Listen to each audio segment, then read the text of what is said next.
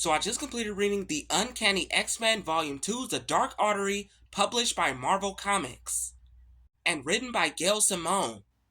And this was a very enjoyable story. It basically centers around a new generation of young X-Men called the Outliers, who are under tutelage by the main X-Men team. Outliers are still trying to find their place in the world of mutants. Things get out of hand when both the X-Men and the Outliers are hunted down by a pack of bloodthirsty Sentinels. The Outliers are cut off from their mentors and allies. There are also some supernatural elements to the story where the Outliers come across a supernatural entity that protects mutants.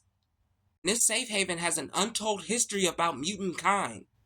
And this also takes place right after the events of the Grey Malkin raid.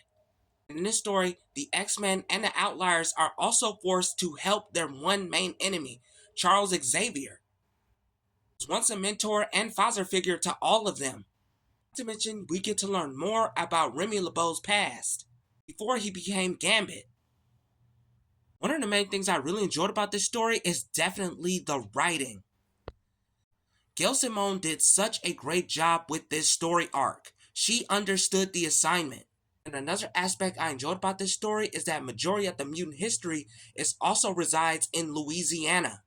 There are some predominantly black mutants that not only experience racism, but also bigotry due to the fact of what they are. And it has some supernatural elements to it. I won't get into much of that because it leads to some massive spoilers. I'm just going to say this, it's more of like the Jim Crow era for mutants. And it ties in with an entirely new character that also has history with Logan. Another aspect I enjoyed about the story is that we get to learn more about the Outliers. The fact that one of them has an extremely dark past and finally comes to grips with it. Not to mention, this story is so action-packed and there are so many characters that made the highlights throughout this story arc, notably Rogue, Gambit, and Logan. And once again, Rogue shows how much of a great leader she is throughout this story. If Rogue keeps going down with this direction as the leader she is, her leadership skills will be up there with Cyclops.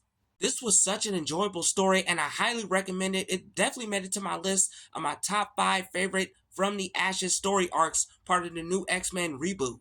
The Uncanny X-Men The Dark Artery is a 10 out of 10 A+ read. You can find this comic at your local comic book shop or you can order it on Amazon. Tune in for the next update as well as the next review. Peace out.